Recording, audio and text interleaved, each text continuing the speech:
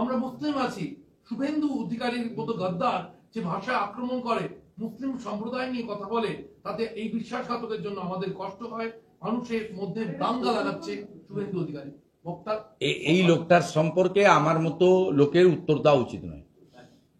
প্রথম কথা হচ্ছে, এই লোকটা আগে কোন রাজনীতি করত, এই লোকটা কি করেছে আমাকে বলতে হয়নি তো। আরাবুল ইসলাম গতকাল বলেছে যে মমতা ব্যানার্জিকে জীবনতলাতে গুলি করতে গেছিল।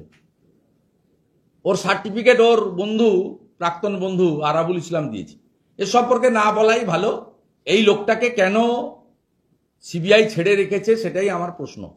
পোস্টপোল ভায়োলেন্সে এই লোকটার নাম কলকাতা হাইকোর্টে এনএইচআরসি যে 19 জন গুন্ডার নাম দিয়েছিল, রেজিস্টার্ড গুন্ডা, তার মধ্যে শকত মোল্লা 1 নম্বর। 19 জন রেজিস্টার্ড গুন্ডার নাম ভারতের ন্যাশনাল হিউম্যান রাইটস কমিশন দিয়েছিল। জাস্টিস বিন্দালের নেতৃত্বে যে 5 ম্যান জাজ হয়েছিল, তারা বলেছিলেন ফ্যাক্ট ফাইন্ডিং করে দিতে এনএইচআরসির 5 ম্যান টিমকে। সেই টিম ইউনানিমাসলি যে 19টা নাম দিয়েছিল, তার মধ্যে শকত মোল্লা হচ্ছে one of them. Terrorist declare by the NHRC 2021 সালে কোর্টে জমা পড়েছিল। এর সার্টিফিকেট তো এনএইচআরসি দিয়েছে, আমাকে কেন ওর সম্পর্কে সময় নষ্ট করতে হবে? ফার্স্ট। সেকেন্ড হচ্ছে, কোল স্ক্যামে নিজাম প্যালেসে ওকে 15 বার ডেকেছে, ও 3 বার গেছে। পুরুলিয়া, আসানসোলে লালার যত কয়লা, দক্ষিণ 24 পরগনা, উত্তর 24 পরগনা, সুন্দরবন এলাকায় যত অবৈধ ইটভাটা টালিভাটা আছে, সব কন্ট্রোল এরা করে এবং তার কয়লা সাপ্লাই করতে হয়ে। আমি আশ্চর্য হয়ে যাই এই কয়লার কেসে বা পোস্টপোল ভায়োলেন্স কেসে এই লোকটা বাইরে থাকে কি করে।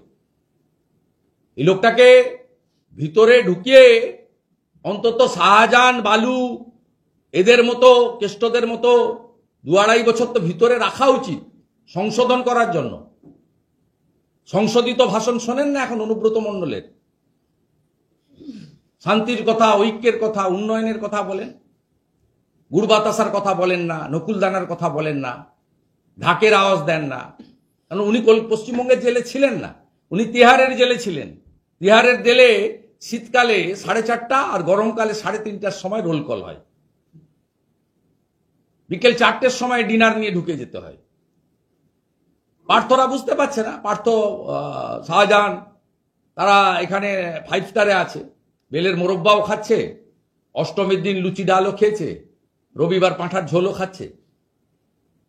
আমি বলছিলাম সেদিন না, সুদীপ বন্দ্যোপাধ্যায় জানে জেল কি জিনিস। রোজ ভ্যালির কেসে 4 মাস ভুবনেশ্বরে ছিল, তার মধ্যে 1.5 মাস জেলে ছিল আর 2.5 মাস অ্যাপোলো হসপিটালে ছিল ভুবনেশ্বরে। ওই 1.5 মাসে ওর হালুয়া টাইট হয়ে গেছে। ওই জন্য দেখবেন কথাবার্তায় অত্যন্ত মিষ্টতা, ভদ্রতা, শালীনতা আছে। কেস অনুব্রতর তাই হয়েছে। এরা সব পার পেয়ে যাচ্ছে। এই জন্য আমি বলি, পশ্চিমবাংলার 21 সালের পরে যত মামলা হয়েছে, পোস্টপোল ভায়োলেন্স হোক এবং করাপশনের মামলা হোক, সব মামলা পশ্চিমবঙ্গের বাইরে ট্রান্সফার করা উচিত। তাহলে সংশোধনাগার তো আজীবন কেউ থাকে না, মার্ডার কেস ছাড়া যাবজ্জীবন হয়, ফাঁসি হয়।